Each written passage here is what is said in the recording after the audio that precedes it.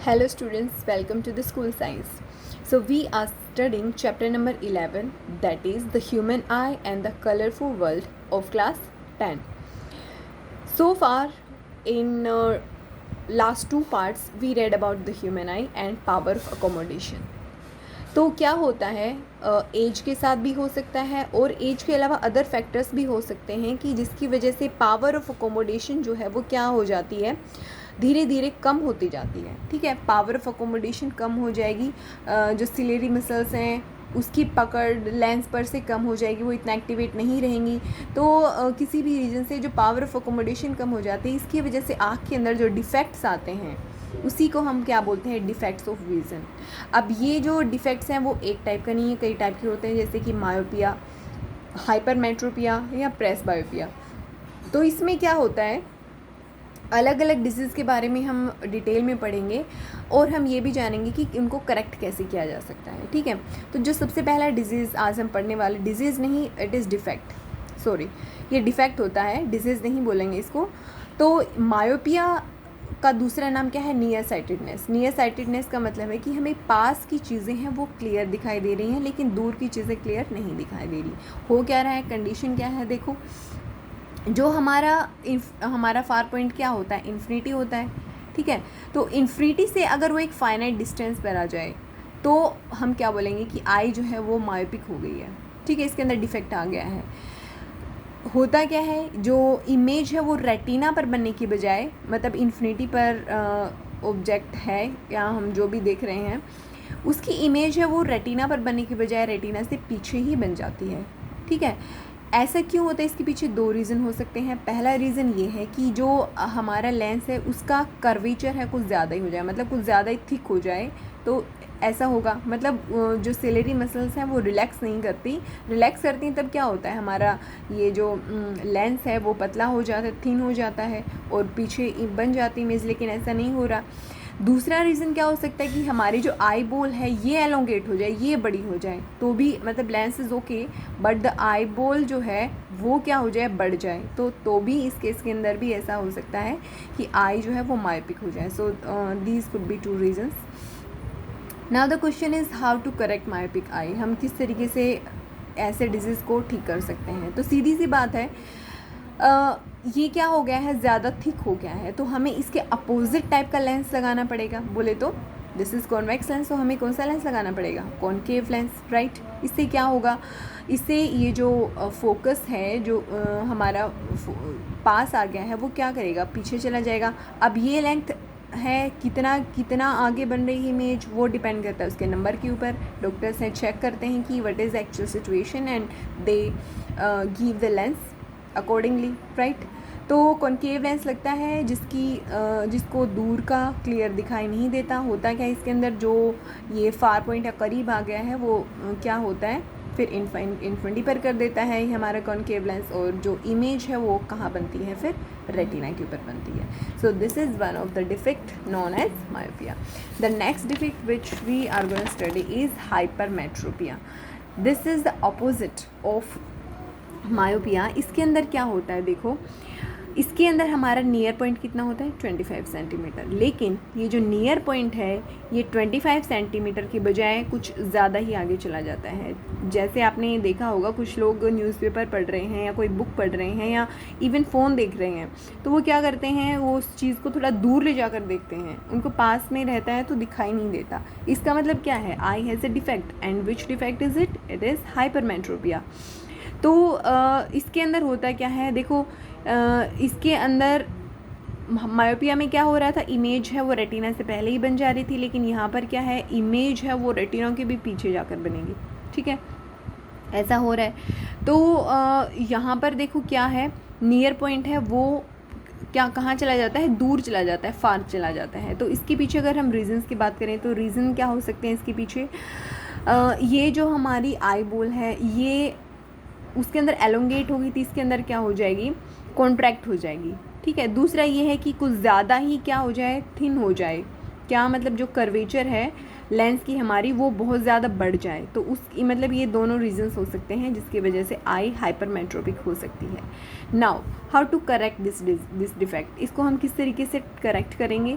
तो क्योंकि लेंस है वो ठीक से काम नहीं कर रहा है, यही मतलब इसी की एबिलिटी है ना, तो हम इसी टाइप का लेंस लगाएंगे, मतलब कॉन्वेक्स लेंस लगाएंगे। आप देख भी सकते हो जो जिसकी मायोपिक आई है उसको अगर उसके आप ग्लास को देखोगे टच करके तो आपको बीच से पतला और किनारों से मोटा दिखेगा, और जिसकी आईज़ हाइपरमेट्रोपिक है उसका जो ग्लास है वो जब आप देखोगे, उसके स्पेक्टिकल्स जब आप देखोगे तो आप पता लगा सकते हो वो बीच से थिक होगा और किनारों से थिन होगा, ठीक है, बिल्कुल इस तरीके का दिखाई देता है।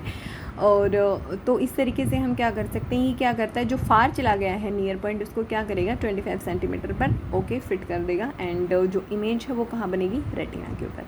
So this was second. There is one more defect that is presbyopia. Presbyopia में क्या होता है, एजिंग की वजह से, मतलब the reason is none other than ageing की वजह से जो पावर ऑफ अकोमोडेशन है वो कम हो जाए तो उसको हम क्या बोलते हैं, प्रेस बायोपिया, ठीक है। तो इसमें क्या होता है, ज़्यादातर लोगों में क्या होता है, आपने देखा होगा अराउंड 40s या 40+ क्या होता है, लोग नहीं देख पाते हैं, लगभग सभी को चश्मा चढ़ जाता है, कौन सा, मतलब हाइपरमेट्रोपिक आई हो जाती है उन लोगों की, तो ऐसा होता है, ठीक है। तो उसके लिए हम कॉन्वेक्स लेंस का इस्तेमाल करके इसको ठीक कर सकते हैं, ठीक है। तो होता क्या है, रीज़न क्या है, it arises due to gradual weakening of the ciliary muscles and diminishing the diminishing flexibility of the eye lens. Flexibility कम हो जाएगी, सीधी सी बात है, ठीक है। कुछ लोग ऐसे भी होते हैं इनको दोनों मतलब पास का भी नहीं दिख रहा है और दूर का भी नहीं दिख रहा है, ठीक है। तो ऐसे केस में क्या होता है, ऐसे केस में दोनों लेंसेज लगाने पड़ते हैं। आपने देखा होगा उन जो ग्लासेस होते हैं उन ग्लासेस में नीचे ऐसे सर्कुलर एक सेमी सर्कुलर लेंस दिखेगा नीचे, और ऊपर होता है दूसरा लेंस। तो नीचे वाला है that is convex lens and जो ऊपर वाला है दैट इज़ कॉनकेव लेंस, ठीक है।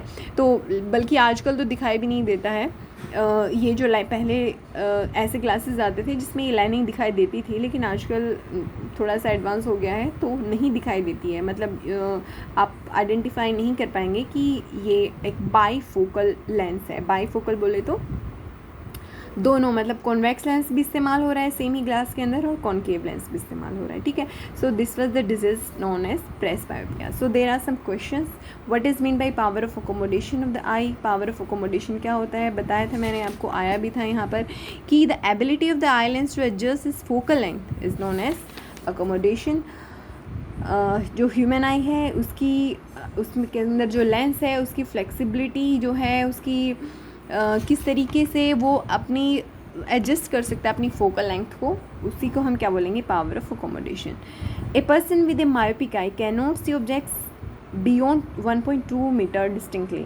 मतलब एक क्या है, एक मायोपिक आई है। मायोपिक आई है मतलब क्या, उसको दूर का दिखाई नहीं दे रहा, तो वो 1.2 मीटर से आगे जो है डिस्टिंक्टली, मतलब उसके आगे सब कुछ धुंधला जाता है उसके लिए। तो what should be the type of corrective lens, कौन सा करेक्टिव लेंस होना चाहिए, तो मायोपिक आई के लिए कौन सा लेंस होना चाहिए, कॉनकेव लेंस, ठीक है। Use to restore proper vision. वो क्या करेगा, 1.2 मीटर पर जो आ गया है उसको क्या करेगा, इन्फिनिटी तक पहुंचा देगा, ठीक है। वो डिपेंड करता है कि किसको कितनी दूरी तक का नहीं दिखाई दे रहा है, उसी के हिसाब से उसकी पावर मिलती है लेंस की। What is the far point. Far point क्या होता है, आपको पता है, फार पॉइंट वो होता है जिस तक हमारी आई है वो देख पाती है, maximum distance, this is infinity. And near point क्या होता है कि वो पास तक जहाँ तक आई है वो डिस्टिंक्टली देख पाती है, that is 25 centimetre for human I, right. A student has difficulty reading the black board. एक स्टूडेंट है उसको ब्लैक बोर्ड पढ़ने में डिफ़िकल्टी हो रही है, ठीक है, while sitting in the last row में बैठे हुए। तो what could be the defect, उसको कौन सा डिफेक्ट हो सकता है, तो ऑब्वियसली क्या है, मायोपिक आई है वो। And how can it be corrected, myopic eye को हम कॉनकेव लेंस से करेक्ट करते हैं, सिंपल। सो ये एक आर्टिकल है, ये आपको खुद पढ़ना है, हम इसके बारे में कल डिस्कस करेंगे, लेकिन ये लाइन्स है वो मैं आपके लिए पढ़ रही हूँ। You talk to wondrous things you see. आप किसकी बातें करते हो, इतनी वंडरफुल थिंग्स है, आप अपने आसपास देखते हो, उनकी बातें कर रहे हो। यू से द सन शाइन्स ब्राइट। आप बोलते हो कि सन है कितना ब्राइटली शाइन कर रहा है। आई फील हिम वार्म, लेकिन मैं उसे कैसे महसूस करता हूँ, मैं उसकी वार्मथ को महसूस करता हूँ। बट हाउ कैन ही और मेक इट डे और नाइट, लेकिन उसके लिए क्या, जो कि देख नहीं सकता, उसके लिए दिन या रात मतलब वो कैसे आइडेंटिफाई करता है, वो जस्ट वार्मथ से आइडेंटिफाई कर सकता है। तो मतलब दीज लाइंस हमें क्या बताती हैं कि कितनी इम्पोर्टेंस है हमारी आइज़ की।